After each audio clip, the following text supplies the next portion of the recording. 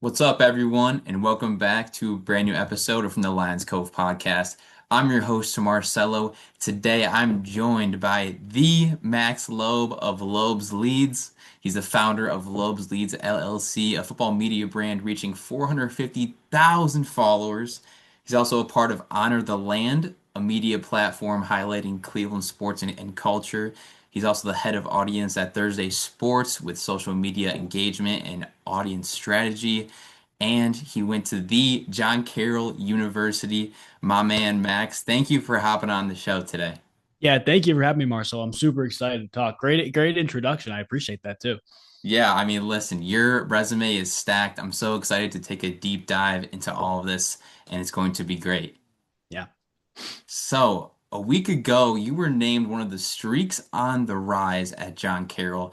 I mean, getting recognized by a place that helped shape your journey has to be so meaningful. So, how did that moment hit you personally?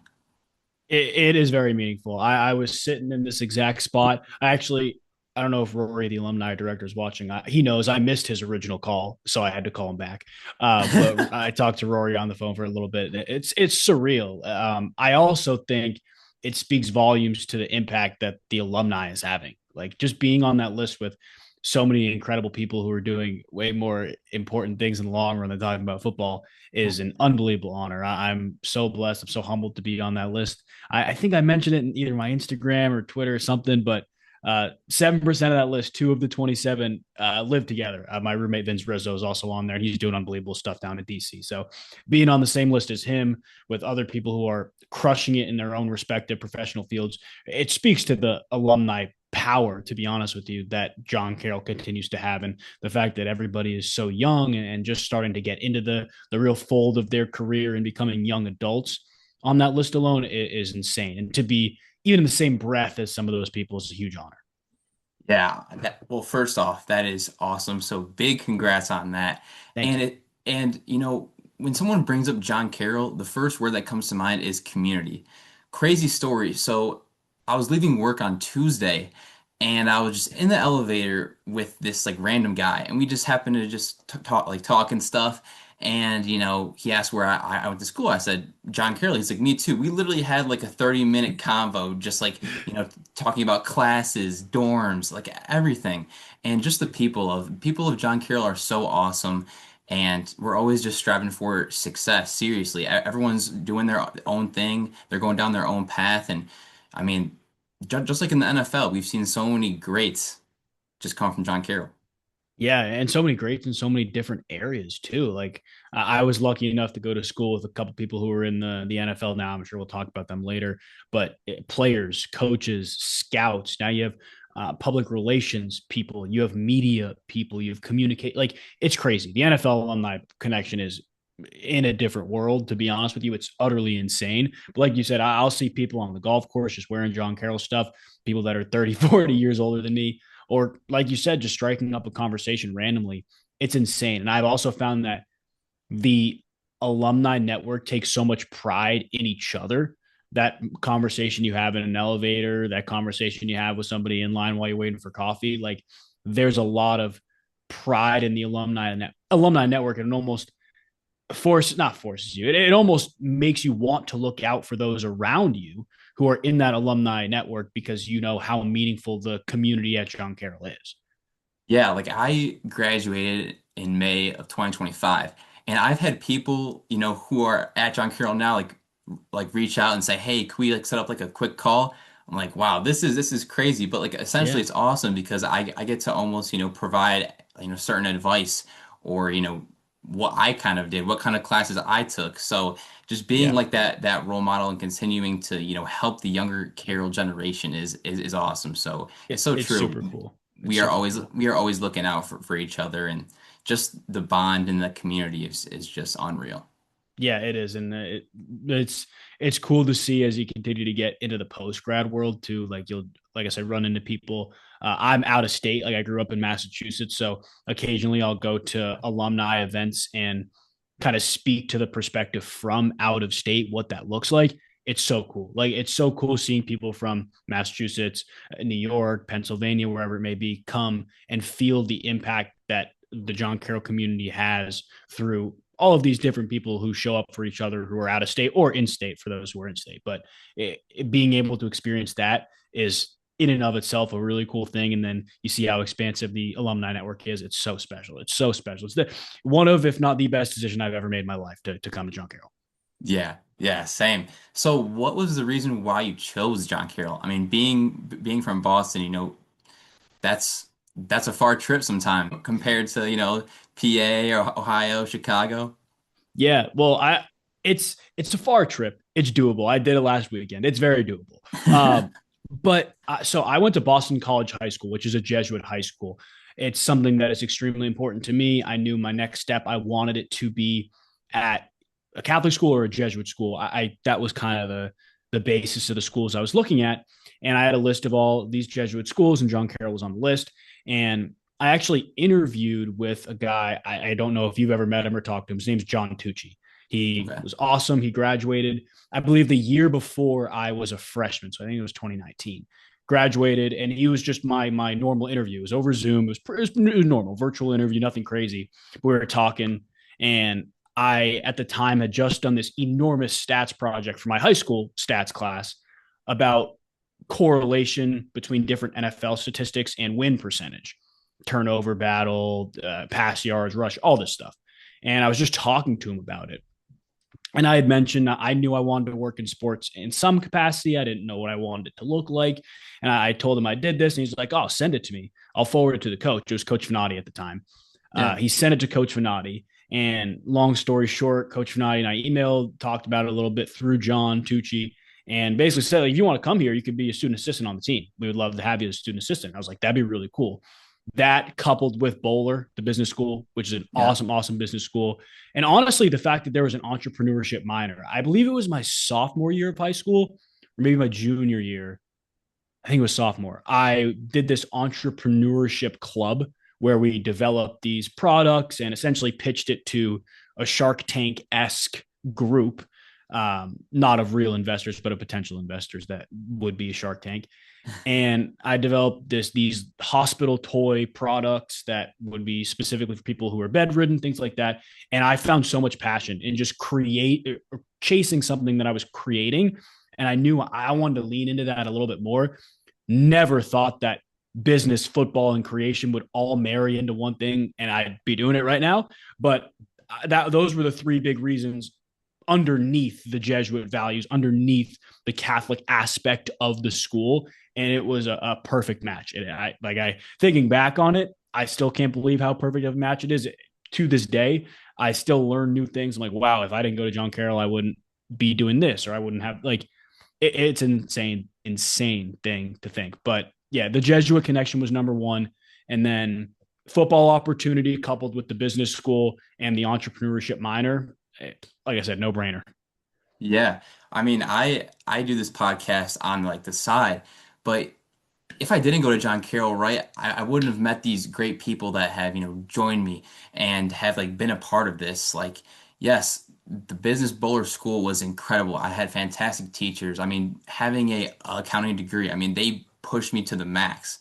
Yeah. So overall, like I was able to take away, the school experience, but also, on the side, create like a meaningful podcast that can really impact others and sharing that, with the people of John Carroll. Like I was in the Carroll News. I think it was like April 1st, and I was on the front cover, and it was awesome. Yeah. Like I started the podcast like 6 months prior to that. So it's like if I would have went to like a larger school, who knows if I would have, had that same impact or at Yeah. least, reached so many people.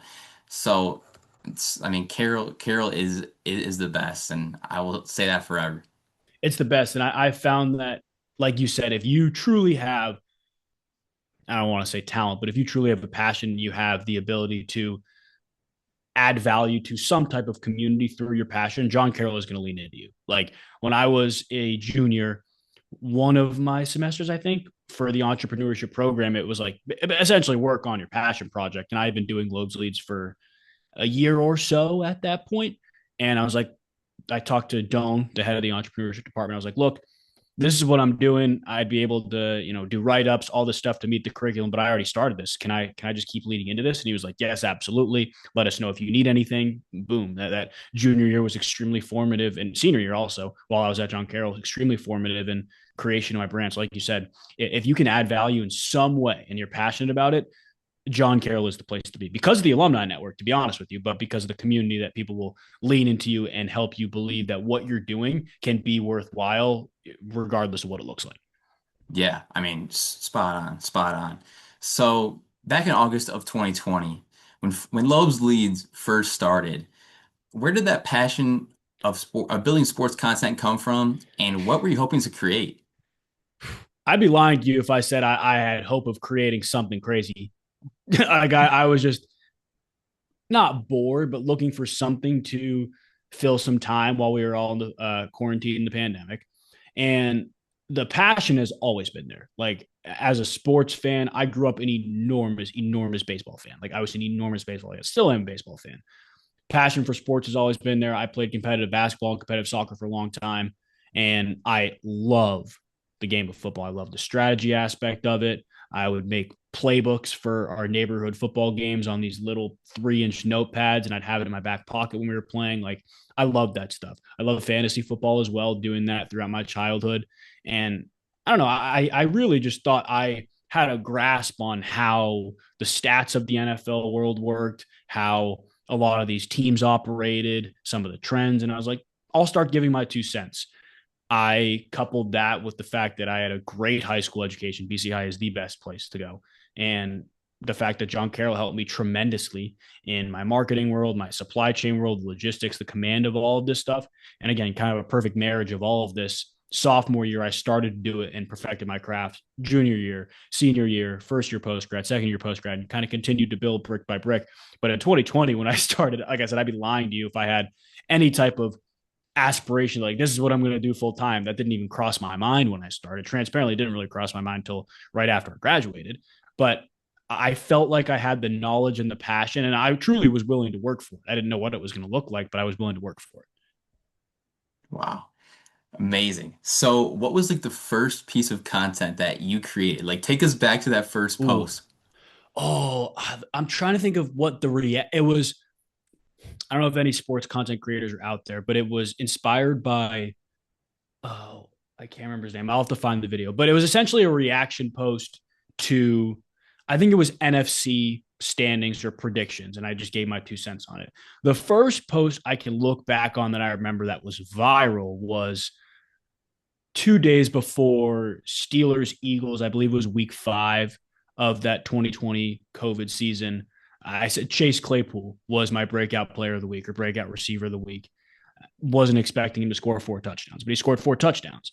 Yeah. And before the game, people were commenting like, why are you doing this? Why is he doing this? And if I actually watched back that video a couple weeks ago, I cringed watching it because it was like 15 seconds long. I gave no backing or no data points, even though I had him. I was just so scared to talk in front of a camera. But after he has 4 touchdowns, people come back and they're like, bro, who is this guy? What are you doing? Blah, blah, blah. And I kind of built from there. I was able to replicate that style, replicate the data process I had walking into it, and continue to build content from there. But thinking back to the first piece of content, I remember vividly, I was sitting in my living room on the couch, just talking to my phone. Didn't think about lighting, didn't think about a microphone. I just started talking, and the rest kind of went from there. Wow, Chase Claypool, what a Chase pull. Claypool. Yeah, and I made a video. I think it was like a week ago, talking about the fact that I think he signed with the Packers practice squad, but Yeah. talking about that and like the account has ballooned to something I couldn't even imagine since I posted that video. So I like told my followers like, hey, this is why I'm here. This is a huge reason I'm here. And seeing that people have been following since that video, not a ton of them, but seeing that people come like, oh my gosh, that's the video, our first video I remember watching. It's such a weird feeling. It's so cool, but it's such a weird feeling. But yeah, Chase Claypool forever etched in the lore of Loebs Leads for sure. I owe a lot, honestly, of the early success to that game, to that performance, the Eagles secondary for letting it happen, but for that performance for sure. Wow. So then when like most creators start out, I feel like, everyone is kind of scared of, talking straight into a camera and then posting it for the whole world to see. I mean, I even get scared still doing it. But Me too. how, I still get scared at times too. yeah, like how has that changed for you like over time, especially talking to like larger groups of people? I'm going to be fully honest with you. The number one thing is repetition, just getting reps. Like that to me, consistently posting, consistently getting reps over time, the long game, you will get more comfortable just because you're physically more used to looking in front of a camera or you have your phone in your hand. Like you physically will get more comfortable. The worrying about other people thing is a super complex issue that truthfully I struggle with to this day. Like in front of a larger audience, I now know that there are, maybe there are brands watching, maybe there are, connections I have in the NFL world that I want to upkeep as, honor. Like I want to make sure I'm honoring the game collectively the right way. There are certain aspects of the NFL world that you have to be transparent about and you never want to compromise what you're doing, but the last thing I would ever want to do is spread negativity on the internet. So I'm super aware of that whenever I'm making a video. I'm like, oh, am I tearing somebody down when I could be building somebody up? And again, you never want to compromise the integrity of what you're doing. But you know, do I have to say all this? Do I really have to go this far in this? So I'm with you. As somebody who tends to overthink transparently as well, that's a big thing. But one thing that I've really, really found that has helped is writing out your thoughts beforehand to make sure you know what you're talking about. We'll talk about preparation, I'm sure, a ton throughout the rest of this episode. But preparing, knowing what you're going to say, having the data points to back it up, and almost being objective in what you're talking about. Because if you're objective and you have facts, stats, trends to back it up. Sure, people may disagree with your opinion, but it's coming from a very hard foundation of these are the numbers, or this is what I saw on the film. If you don't agree, you don't agree. But this is what I saw. This is where I'm coming from.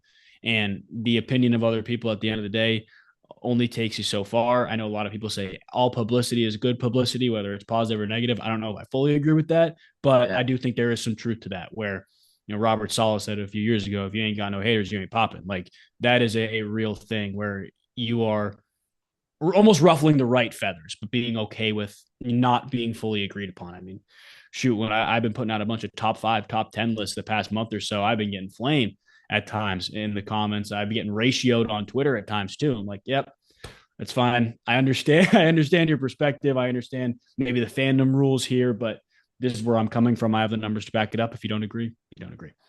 Yeah. I mean, even though my like, podcaster is on like a much, smaller level, I've like seen like, people in the comments saying, "Hey, like you need to like, fix your audio. You need to like do this, do that." I really enjoy seeing people's feedback because I can take that into consideration and say, "Hey, am I really doing this right?" But at the same time, I'm also overthinking. I'm overthinking Mm-hmm. everything, I remember I started posting with a different software audio like about 8 months ago, and the audio turned out like really bad. Like looking back on it, Mm-hmm. it was really bad. It did not sound good. It wasn't clear. And eventually it kind of took some people to say, "Hey, like you need to fix this," because at first I was just posting it. I didn't really realize, like the full, like I guess the full product that I was really putting out there. Yeah. And it took people saying, "Hey, like Marcelo, like you need to fix this, do that, maybe slow down like when you talk more, like fix your pacing." But I feel like I feel like if you have a great like support system, it makes it a lot easier. And I know whenever I have someone else on my podcast, I know they're just as nervous as I am. Yes. Because, like for example, whenever like I record a podcast in person, I'll always press start on my phone and then like sit down, and I just know that like the person is just waiting just to get this episode started, and it's just crazy, but it takes it to a whole nother level for sure. It does. And I'm glad you brought up the thing about feedback because one thing that I've really, really honed in on the past 7 or 8 months or so, there's a guy named Drake Davis. He's an athletic performance coach, I believe, but he talks a bunch about baseball players. He played baseball in college. Essentially, not letting feedback, especially negative feedback, affect you as a human being. Just taking it for what it is, almost taking the emotion out of feedback, and just people are flaming you for an opinion you have, or they're flaming you because your audio sounds awful. It's not a personal attack on you, your character, and I have to remind myself at times as well. Like Loebs Leads is not Max Loeb.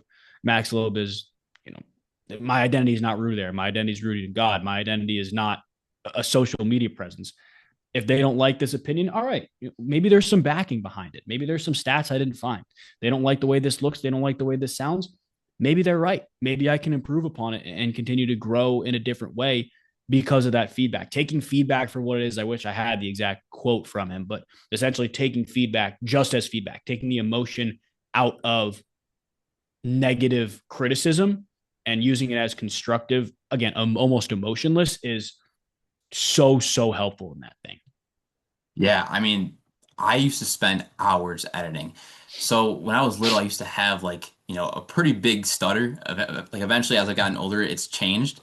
Mm-hmm. But my first few episodes, it was so bad. Like, to be honest, it was horrible. And Yeah. I would spend hours just editing every single stutter, every single clip. And eventually it came to a point where I was like, listen, I just can't do this anymore. I don't care what people think. I just have to post it for what it is. Just make it as authentic. Like this is how it is. This is what the podcast is. And if people say something, that's fine, whatever. But hey, I'm doing my best. This is the most I can do. This is the most that I can give to this podcast here. And hey, that's it. Yeah. I love that, dude. That's awesome stuff. I love that. So before reaching the level you're at today, right? Was there a setback or period of adversity that forced you to grow the most? And how did it shape the way you approach building consistency and your audience now? Yeah, there are a few. I think professionally, really just the summer after graduation, because at the time I was working an internship in the USFL, which is now the UFL, spring football. Yeah. And I didn't know if that was going to present a full time offer. I didn't know if I was going to wind up working a supply chain job or a marketing job that had nothing to do with football, and you keep doing Loebs Leads on the side, whatever it may be. I had no idea what I was going to do, truly. And even starting, let's say September 2019, that was when I started full time Loebs Leagues, quote unquote, because that was the NFL season. Even then, I had no idea. I didn't have a team behind me. I didn't have representation. I was doing all negotiating by myself and things like that as well. I had no idea what it was going to entail, and there's a ton of uncertainty. And uncertainty, if not handled correctly, which in 2019 I did not handle it correctly, is adversity, because you have no idea what's coming. You have absolutely no clue how to act in the current moment, because there's no proof, especially in the creator world, really, at the time at least, of people who have done this successfully. There's a ton of uncertainty and unknown. Also, thinking back, September 2023, not 2019, 2023. That was when it was full time. But yeah, there's so much uncertainty, and that uncertainty turned into adversity, where there's like 2 or 3 months of me consistently second guessing myself, consistently asking myself, is this enough? Can I do this? How much do I need to make? Is it even possible to make that much? Do I need to post brand deals? Do I need to do A, B, and C? That was really difficult. And ultimately, I still face a lot of that uncertainty. I think a lot of creators do face a lot of that uncertainty, and it's a daily battle of discipline and adversity, for lack of a better term, of still showing up and doing the work amidst that. I think on a more personal level, outside of the content world, I was born with a congenital heart defect. So I've had multiple open heart surgeries, had valve replacements through a catheter, and it's really put a lot into perspective for me just as a human being, that nothing is ever really guaranteed to you. It can always be worse as well, but nothing is ever guaranteed to you, especially just as a human being. Everybody has a million problems until there's a health problem, right? Like, you have all of these incredible opportunities, and there's good that comes along with it. There's stress that comes along with it. There's adversity that comes along with it. But having that perspective of knowing that it could be worse, like it's been worse, and you're still able to power through those moments where you're legitimately physically and mentally at your lowest, like you can't do anything, created a really strong foundation, coupled with the grace of God, that I literally know that I can do anything. I don't know how I'm going to, but I know with the grace of God, if it's in his will, I will. I'll do it. Like, that has created an extremely strong foundation. And I think that has really created, like you alluded to, consistency, because it is a really difficult world to continue to continue, especially now in the off season, when metrics are down. Nobody cares about football right now, to just show up. every single day. And it's a battle of showing up every single day. Everybody wants to show up when they got videos that are going viral. Nobody wants to show up when they're getting 10% of the views they normally get during the NFL season. It's a consistent battle, and being able to battle back from those lowest points in my life, physically and mentally, it's not easy to do it now, but it's way easier than I've had in those moments in the past for sure. Max, that's a truly inspiring journey. I mean, seriously. Like there was a time in life where I was going through like a panic attacks. And panic attacks, for those that don't know, are essentially where it feels like you're literally dying like every day. Like just this rush of anxiety, just a lot of just stress. You feel very nauseous, sick, numb in the body. And it was a super hard time. But eventually I've, worked my way through it. And it really takes grind and grit because you only have yourself during those times. As like essentially you have family and friends to always support you. But at the end of the day, it's really up to you how you're going to get through something, right? You're right. In those moments where it's really difficult, it you seem so alone. Like you do. The last question we'll talk about at the very end. We talked about like legacy and looking forward, but one of the things I always it's my alarm title. It's one of the most profound verses I think in the Bible. It's 2 Corinthians 4:17. For our light and momentary troubles or afflictions are achieving for us for an eternal glory that outweighs them all. Just knowing there is purpose in the pain. It's so hard to feel that in the moment, regardless of what the adversity of the pain is, but there is so much purpose beyond things that we can ever even imagine. And I find myself thinking about that, reciting that, just feeling ultimately that you will get through this for a reason. We are not worthy of knowing the reason. Like we got no clue what the reason is for, but that it's possible to get through that. And there's a reason behind it.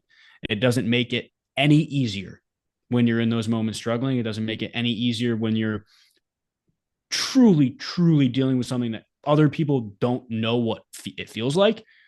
But individually, like you said, through your family, through those moments, honestly, of past moments of being able to work through those difficult times and through the trust in God, at least that I found, you can. Everybody can. It's just a matter of how, right? It's a matter of what is possible in that moment for you to do. And I think presence in the moment is also very important.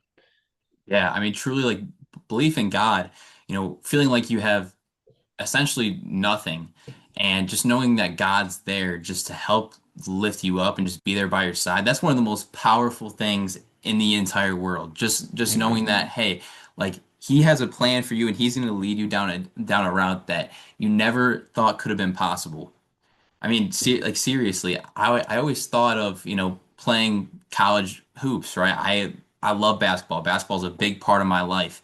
And the fact that, that path was closed off, I was really scared. I was like, okay, that was my identity since I was 4 years old, right? Everyone knew me for playing basketball. Everyone knew me for just loving the game because that was all I would talk about. I just loved everything with basketball. And having that cut off in my life, I was like, okay, now I have to create a new path. I don't know what that's going to be. So then it transitioned to sports cards, right? I love sports cards. Just the COVID market with Yeah. sports cards was Yeah. insane. It was Crazy. insane. I remember going, in lines at 7 a.m. with masks on, me and all of like my best friends waiting to go get sports cards from Target. And then eventually it transitioned into this podcast.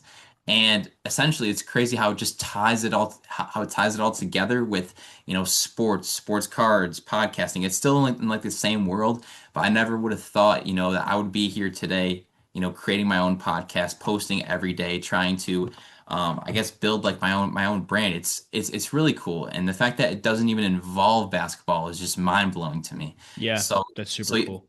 so I mean you never really know where God is going Amen. to bring you or lead you, but you're always going to be in good hands, even though you might not know the reason why yet. Amen. That's the best way to put it. So sometimes we don't know, but we do know that we're in good hands. Yeah, seriously. So your content has taken you everywhere, from March Madness to Guardians games, NFL stadiums, and food reviews. Out of all of these experiences, which moment still feels the most surreal? That is tough. Uh, I think I think the stadium experience that was the most surreal. hands down, Green Bay, Lambeau Field. It was one of the coolest just places I've ever been in my life. I was there with Thursday Sports. It was great. We stayed at a house legitimately on the front yard of the stadium. Like you walk out probably a quarter mile and the stadium is right there. It was unlike anything I've ever experienced before. They have the largest pro shop, I believe, in North America, but definitely in the U.S. Largest pro shop in the U.S. The stadium has a college feel to it, just simply just a big round bowl, tons of seats, but a big round bowl. It was loud. The food was unbelievable, and it's just the tradition of the green and yellow. Like that is hands down the best stadium experience I've had, at least working.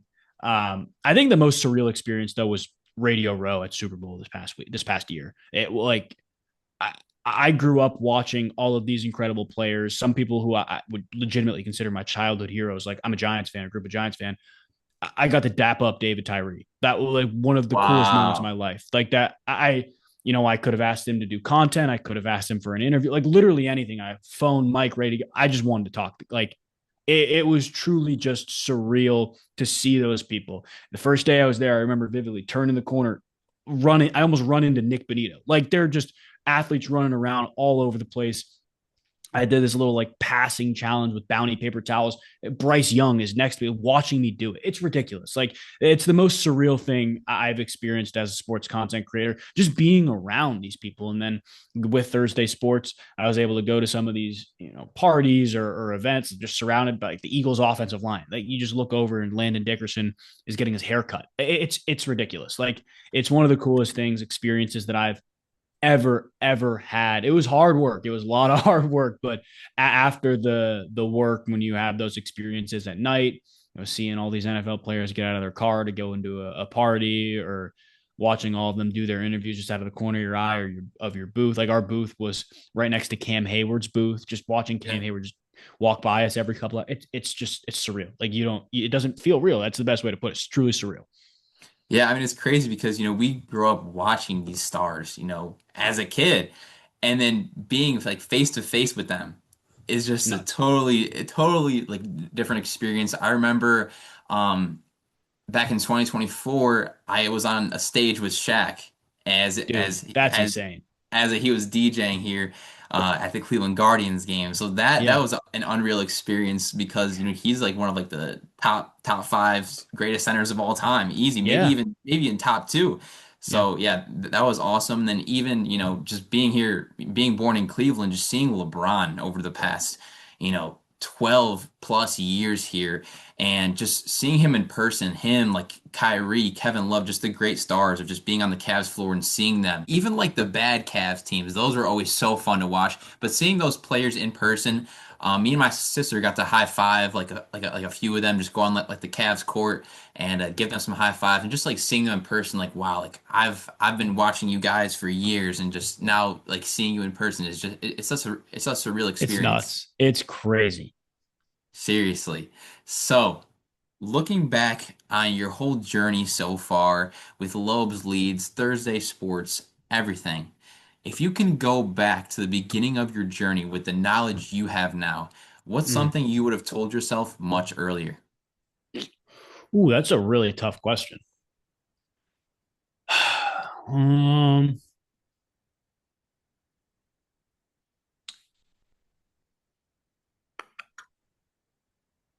I think logistically, I would have put less pressure on myself if I knew it was going to work out, because sophomore year, junior year, senior year, really just throughout college when I was doing Loebs Leads, it was a pressure filled environment that I was living in. Like I was still able to go out with my friends, was still able to enjoy the social aspect of college, but being in a high pressure, even if it's Division III football environment, but high pressure environment in the football world as a student assistant can be difficult at times. Classes are difficult. And then this is added pressure. At times it didn't feel like it was super pressure filled, but at times it did. If I knew I was going to be sitting right here, right now, back in, let's say 2021 or 2022, I would tell myself just have more fun with it. And that's kind of what I'm getting back to now in 2026, where I'm looking at my content, especially in the off season, obviously seeing what's working, but leaning into the fun aspect of it, making sure I'm enjoying what I'm doing. Because at the end of the day, a large reason that I wanted to chase this was to truly just enjoy my work. And that can get lost in translation, I think, when you start seeing money equated with talking about your passions. When fantasy football, you're talking in your group chat with your friends, but that's your job. Like, it's hard to differentiate the two. So I think that would be the biggest piece of advice I'd give myself. Just, be more patient with yourself. Don't put as much pressure on yourself. And I also think in those moments where you do put pressure on yourself, because they exist, I wish I could tell myself at times to lean more on God.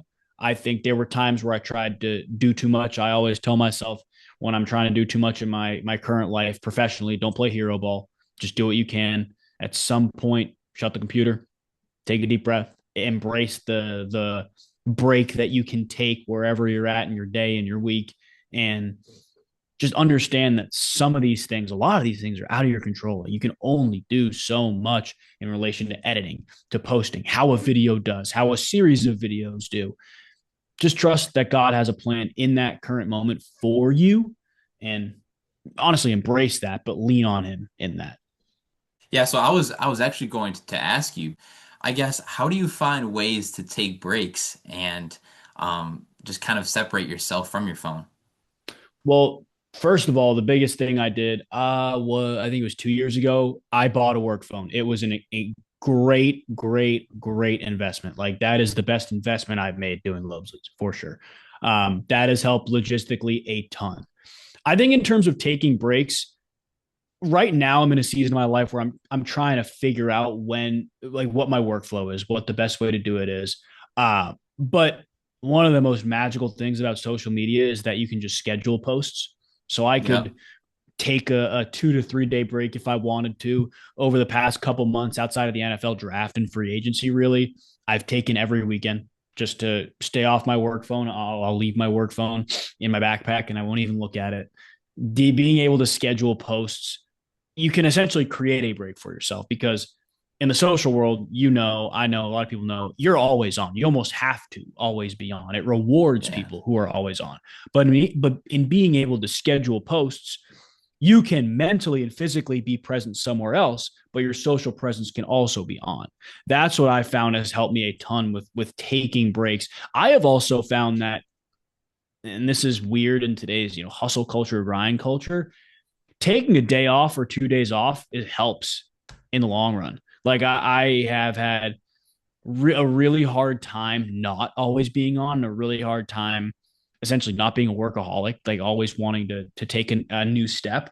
But I have found that I'm more willing and more excited to attack my work on a Monday if I've taken a Sunday completely off and didn't do much, if anything, on Saturday. So I found that recharging and resting actually helps.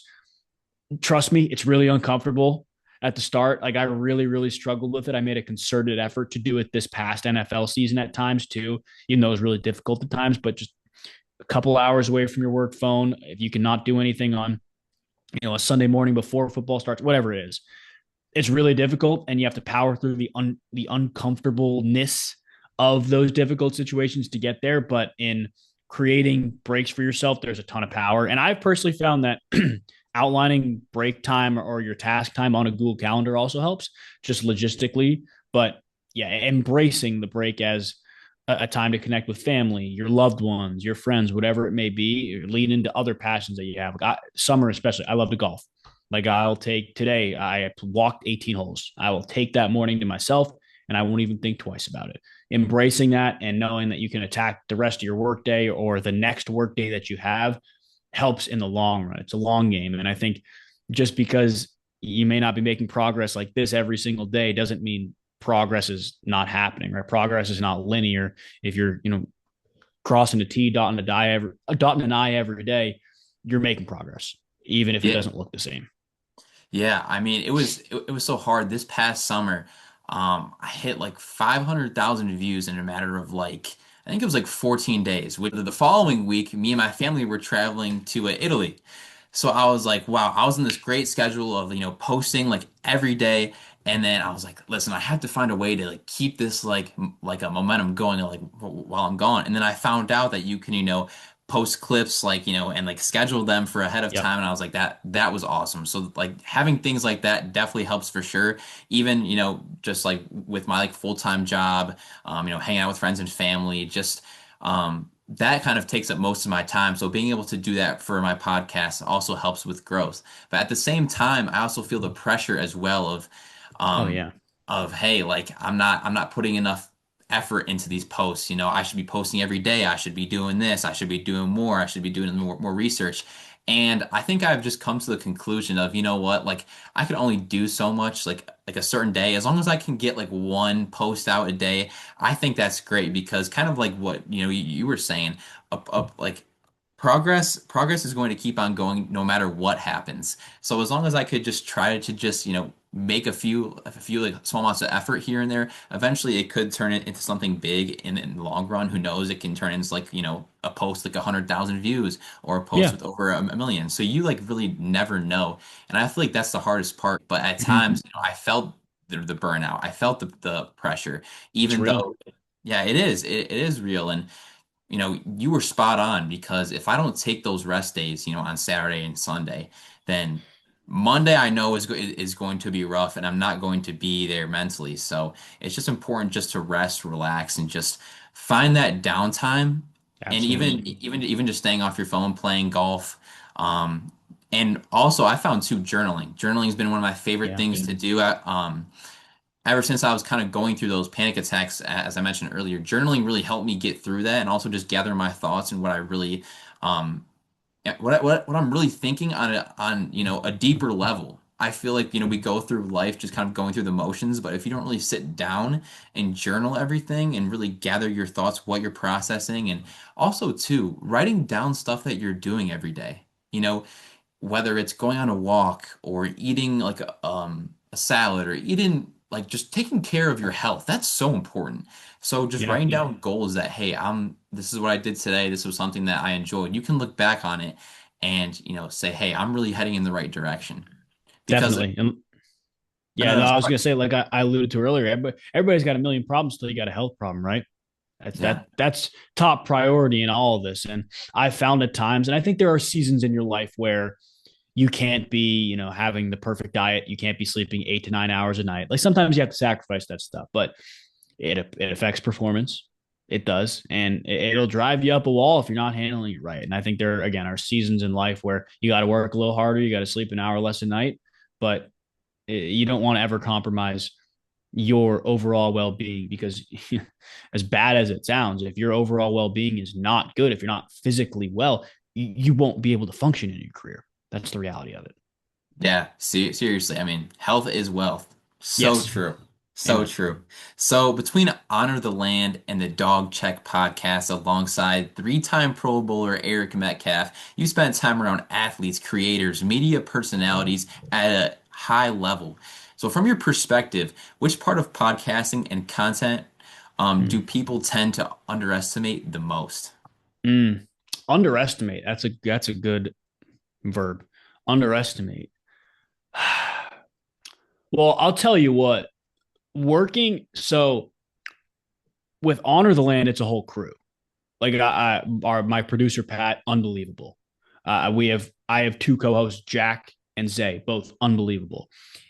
In order for a show to look good, to function really well, to flow, it truly does take an army. Like it's not just the people you see on the screen. There are people behind the camera. There are people who have physically set up the studio that you're in, who have given you topics to talk about. I think podcasting specifically is so much more than people you see on screen.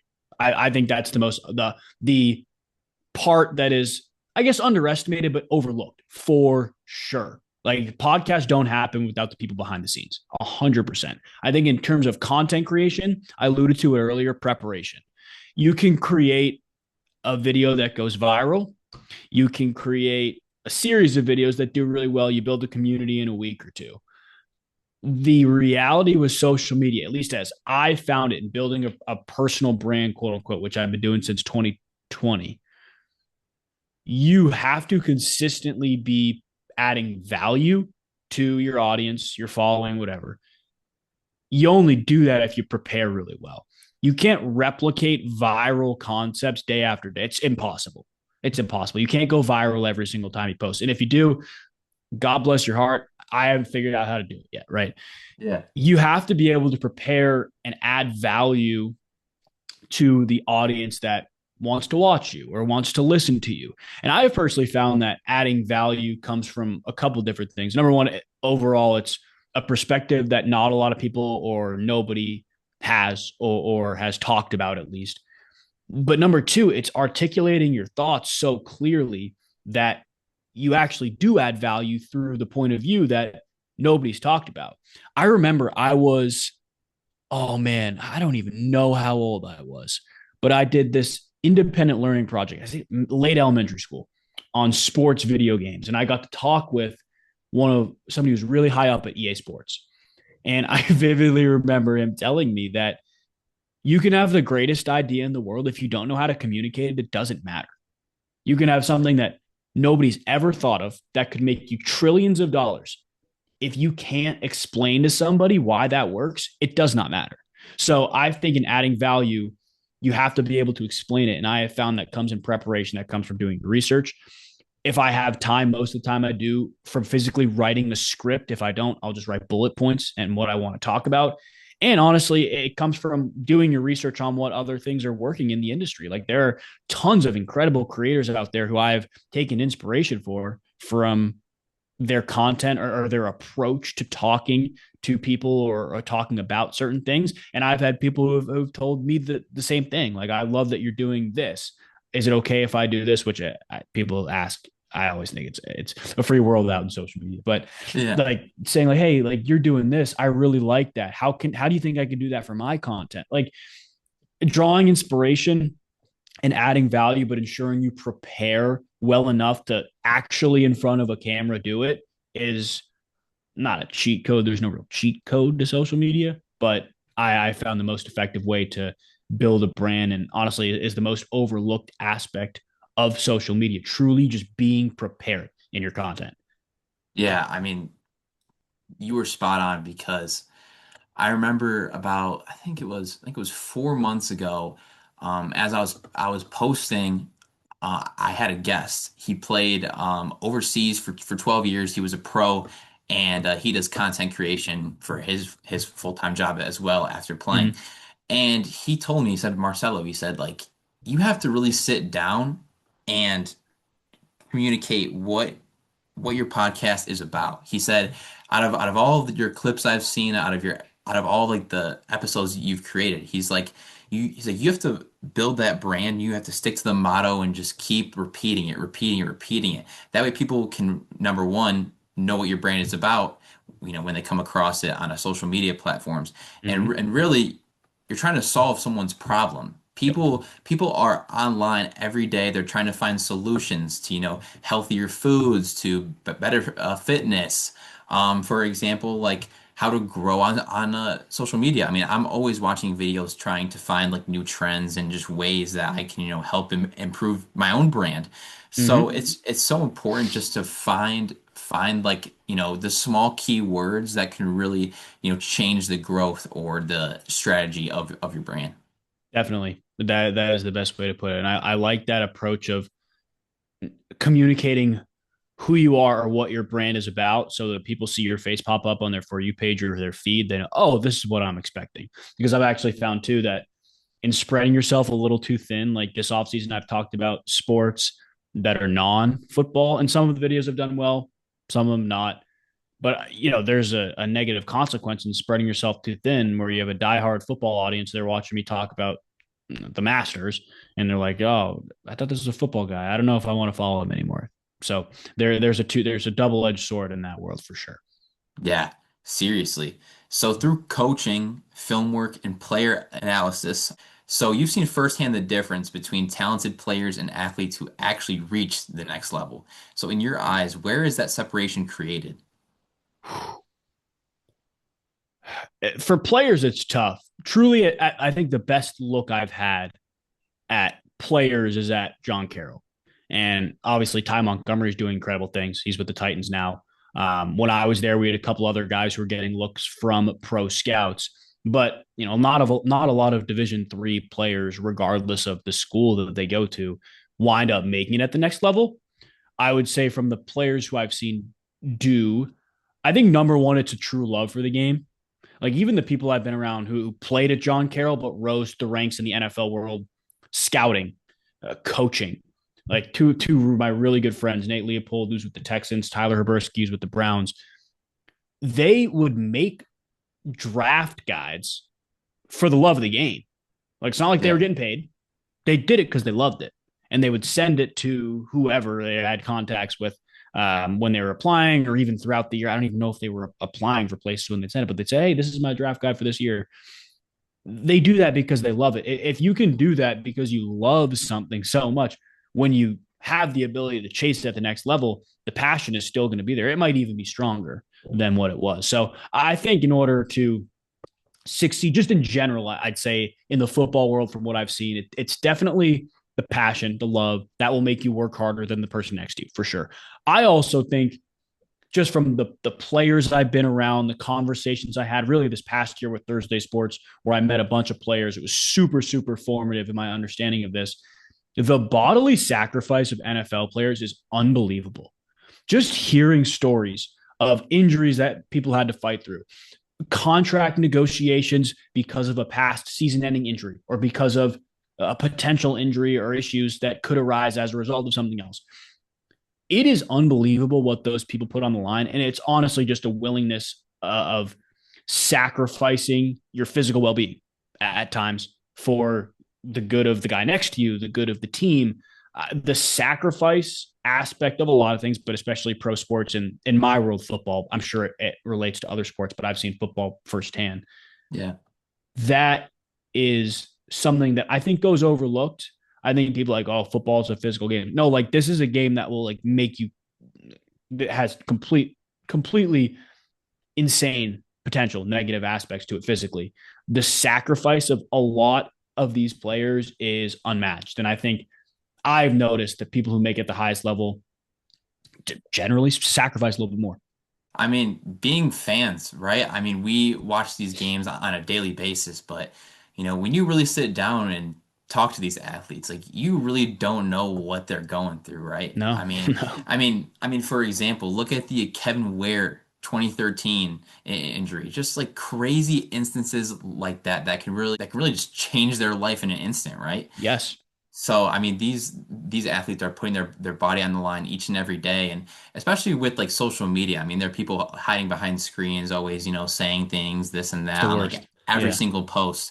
And at the end of the day, they're humans just like us. Yeah. Seriously. They were once in our shoes. So, um, it really puts it into perspective when you're really, face to face sitting down with them, talking with them. So that's so cool that, 100%. that you really got to, experience that.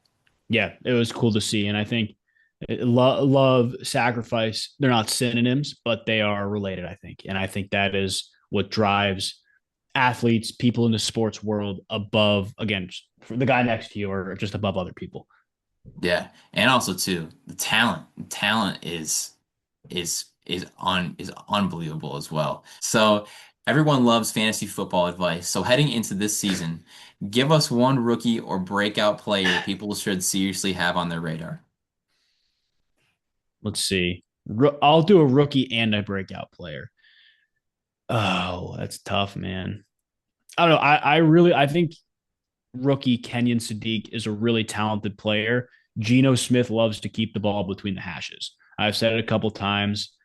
I don't know if it's going to be Omar Cooper or it's going to be Kenyon Sadiq that gets the ball more. I would venture to guess the guy that got picked before the other one would be more of a focal point in the offense. But I like both of those guys. The Jets offense is going to be built around running the ball, and that's the bottom line. Braylon Allen, I hope he's back week one. I'm not convinced he will be. I hope he is. But when Geno throws the ball, he likes to throw the tight end spot. He likes to throw between the hashes. Kenyon Sadiq is a dynamic player. That is a guy who I think fits pretty well in the offense and was drafted not necessarily at a position of true need with a very, very important resource. I think it was a 16th overall pick, So that to me is a guy I'd be looking at in the Jets offense. I'm excited for him. Not sure how great the Jets are going to be, but I'm excited for him. I think breakout players are really tough. Look, I have it on my whiteboard in front of me here. I keep looking at it. Whoever plays quarterback for the Arizona Cardinals is set up really well. Like they have an awesome backfield. Obviously, you have Trey McBride. They have two big bodied outside wide receivers. They brought in Kendrick Bourne. They have James Conner, Isaac Seumalo. They drafted Chase Bisontis. Like they have an awesome offense. And their defense, I think on paper is good. If they can't keep up for fantasy purposes, you want somebody in an offense that's playing catch up, right? Jeremiah Love's going to be great in that offense. So I think whoever plays quarterback in Arizona is really, really set up for success. I don't know if I want to call 30 whatever year old Jacoby Brissett a breakout candidate, but I think he could absolutely be there. I think I'll go AFC on the other side. I don't know. It's tough. I'm really fascinated to see. Again, this is not really breakout, but somebody who I think can elevate Bajal Tutin in the Jaguars offense. Yeah. Achan, as you know, is gone. He's in New Orleans now. That's a high-powered offense that's going to have Travis Hunter on the offensive side of the ball. Shocker, he's playing receiver too, but is going to have a lot of playmakers. Who's going to score the ball in the red zone? Who's going to take it inside the five? Like that to me, I think is a guy who could benefit from a really good offense around him. He's an awesome receiving back as well. Not convinced he's going to get the goal line work, but if he does, that is a fantasy gem, I think. Wow. Me and you also talked about this as well. Thoughts on Jalen Tyson? No, not Jalen Tyson. No, it's all right. I'm Jordan in caps mode Tyson. too. No, Yeah, you're I good. know. No, Jordan Tyson's a great player. I'm really excited for the Saints. Much like Arizona, I'm just not. I don't know what the defense is going to look like. I really don't. But they have made some good additions. David Edwards, I believe. Yeah, David Edwards, Travis Achan, obviously Jordan Tyson. They got some good players. They got some really, really good players. And Shuck is great. Shuck is awesome. They got something going over there, and that's a division that like, every single year you're like, oh, anybody can win the division. No, every single year somebody can win that division. You don't know who's going to win the NFC South. I mean, they're neck and neck with all of those teams right now. I think they're better than Atlanta, but they're neck and neck with Carolina and Tampa for sure. Oh yeah. I mean, Chuck, he had a great like I think it was like a 7 game stretch.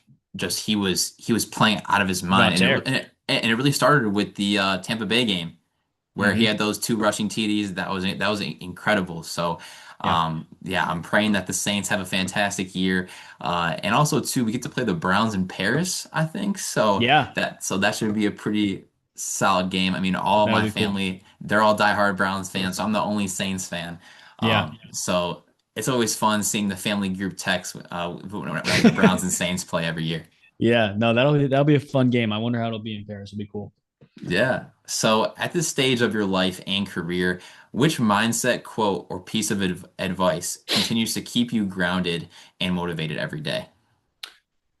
I think there's a few. The one that I said earlier, the Second Corinthians 4:17 is great. Another Bible verse I love, I have it on my desk here, is Philippians 4:6. Do not be anxious about anything, but in everything, by prayer and supplication with thanksgiving, let your requests be made known to God. So essentially, uniting all of that uncertainty, anxiousness, worry on the cross, just leaving it at the foot of the cross, going about your day, whatever it may be, with eyes on the present moment, what you're grateful for. That is the foundation of a lot. I think those are the two Bible verses, but I think faith in God is truly like the laid foundation of everything. Something that I've really focused on recently, though, is just being present. Like it's so hard to be present when you have a phone in your hand 24/7, or when you're recording content, or when you're thinking, oh, I got to post these two videos.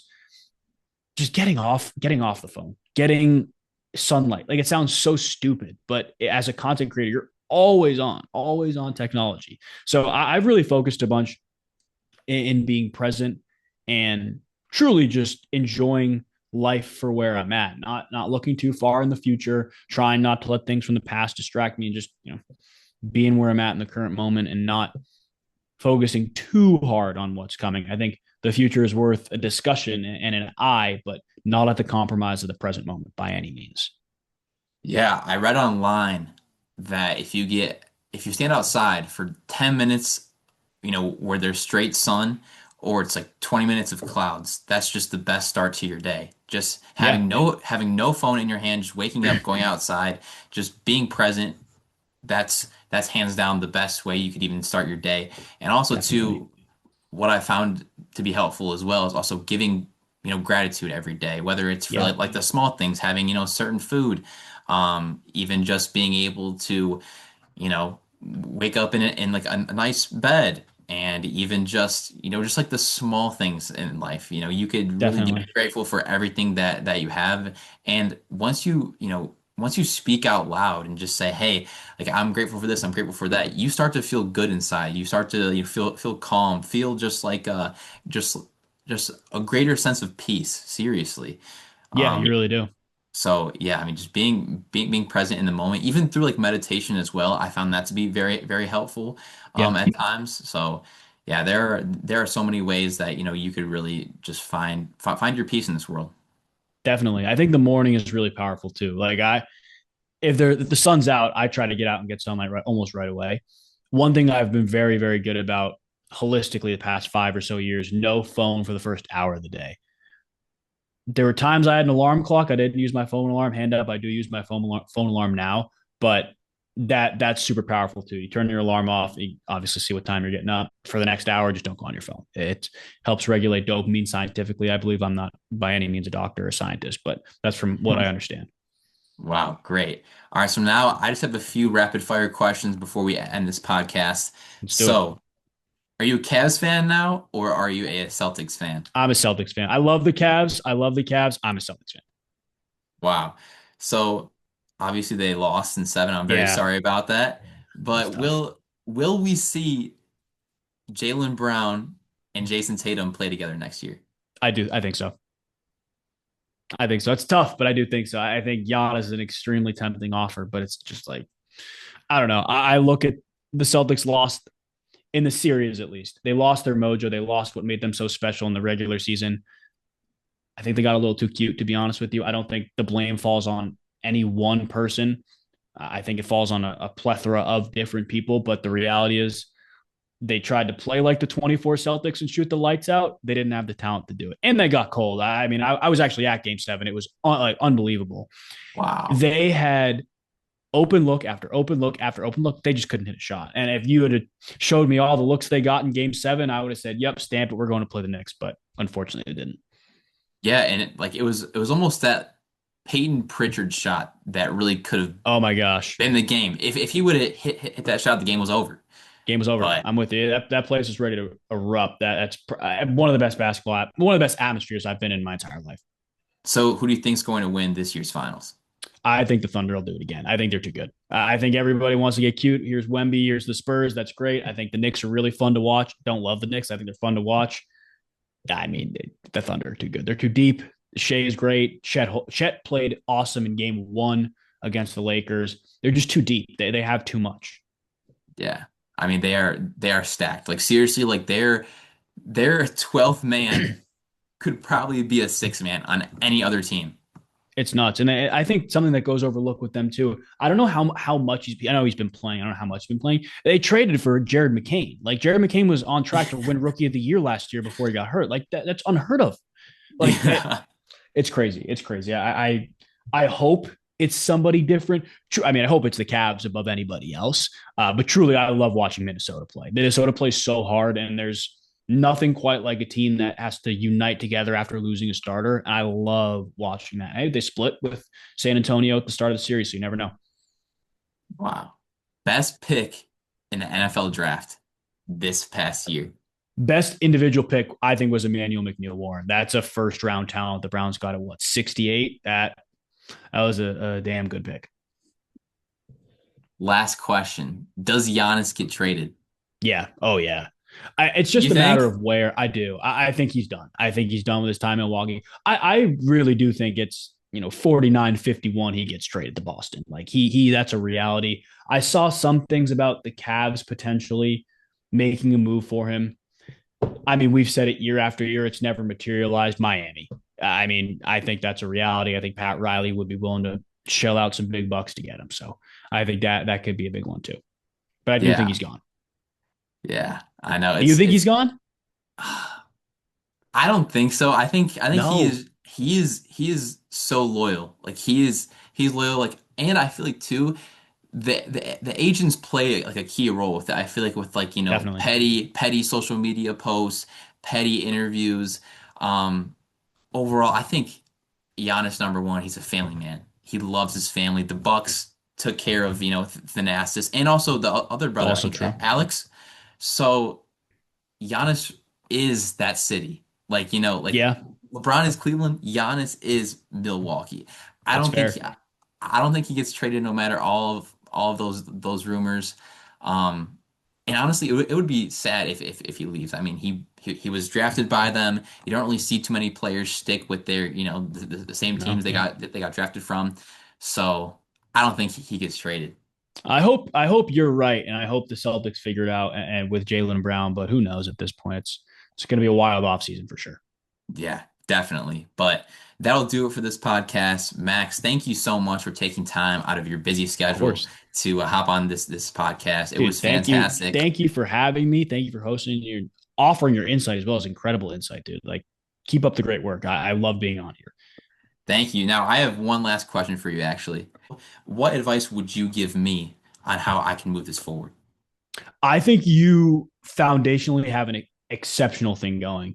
I think you're allowing people like me who are not, we talked a ton about mindset, the behind the scenes of social media, quotes, advice, allowing creators like myself or allowing, let's just say John Carroll alumni, but allowing an alumni network or people, speak for who they are as people beyond what they're known for as creators, workers, employees, whatever, is a super, super special thing.